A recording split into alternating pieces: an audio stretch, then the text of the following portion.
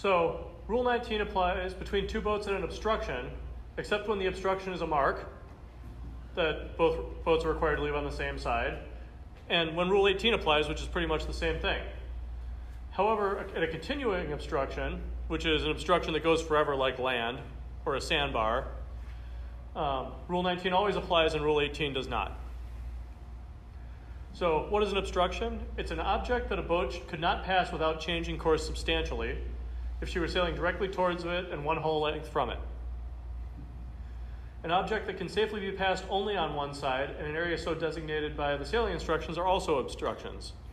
So there are some live fire drill areas on the Great Lakes and on the East Coast, and if the sailing instructions don't call out that you can't enter those, they're not an obstruction, but if they do, they are. Really a problem when you write bad sailing instructions and allow people to force you into the live fire zone. A boat racing is not an obstruction to other boats unless they are required to keep clear of it. So it would have to be, a starboard boat can be an obstruction to port boats, but not the other way around. And they're required to keep clear. If Rule 23 applies, avoid her. So Rule 23 is room to tack in an obstruction. A vessel underway, including a boat racing, are never a continuing obstruction. That's all reserved for big things like land. So we know what a mark is. So let's take a look at the starting line here. Is the starting line boat an obstruction? No, because at the beginning of section C it said it does not apply at a starting mark.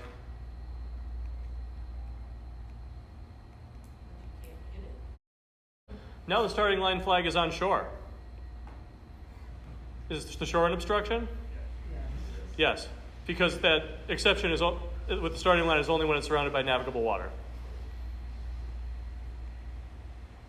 Now that we know what obstructions are and giving room, let's start with what you have to do. A right-of-way boat may choose to pass an obstruction on either side.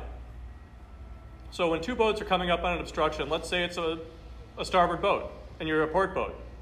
The right-of-way boat gets to decide whether you're tacking or ducking. So the lured boat of the two. When boats are overlapped, the outside boat shall give the inside boat room between her and the obstruction, unless she's been unable to since the overlap began. While boats are passing a continuing obstruction, blah, blah, blah, blah, blah, this is a huge exception that is really hard to actually create.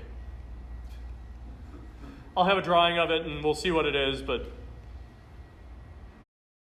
here's a classic example of an obstruction, a big government mark in the middle of the race course. So they come together, there's an overlap. Who's the right-of-way boat? Yellow. So yellow establishes an overlap and is bound by Rule 17. As they approach the government mark, yellow decides to sail to windward. Blue says, you broke Rule 17 because you can't sail above your proper course. What does Rule 17 say? Is yellow entitled to sail her proper course? Probably during the exception for this. Well, yeah, her proper course is what she would sail without that boat. If she wants to go above the mark, she can go above the mark. Rule 19.2 says the right-of-way boat may choose to pass an obstruction on either side. She's still a right-of-way boat. And blue doesn't get to say, well, you just could have sailed below it. She's the right-of-way boat. She gets to choose to sail on whichever side she wants. So let's take a look at another one here.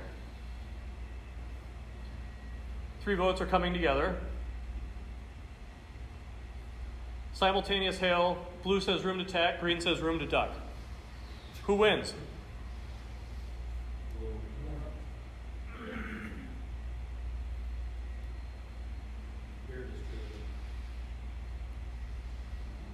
So green protests saying blue broke Rule 19.2 by not giving room to duck. A right-of-way boat may choose to pass the obstruction on either side. So blue's the right-of-way boat, she's lured. She gets to choose. Now if she decides to duck, she has to give green room to duck with her because an overlap exists. She can't cut it close and make green tack while she ducks. But I thought a racing boat was never an obstruction. Unless they're required to keep clear. Because they're both on port, they're required to keep clear.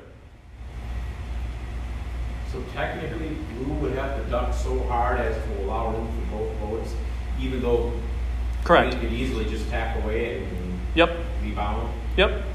All right. Here is that scenario, and the synopsis is when Port Leeward and Port Windward are approaching an obstruction, and when Rule 20 applies, the decision as to whether Port Leeward will pass astern of the obstruction or tack is P. Leeward to make.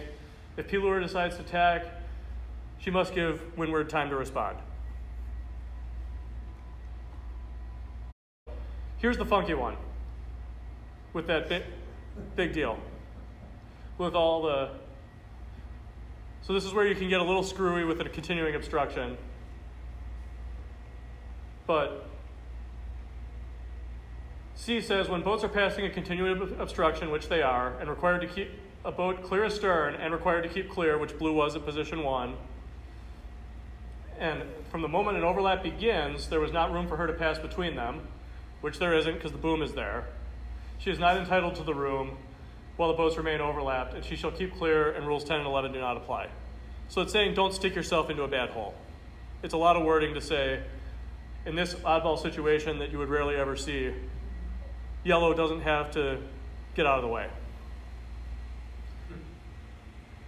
Giving room in an obstruction, a leeward port tack boat must give the windward port tack boat room to pass a starboard tack boat that is an obstruction. So in this case, the gray boat jibed to starboard, and the leeward boat said, I'm going to close the door and make you hit them. You can't do that. Here's another one that says, when boats are overlapped in an obstruction, including an obstruction that is a right-of-way boat, the outside boat must give the inside boat room to pass between her and the obstruction if she decides to go below.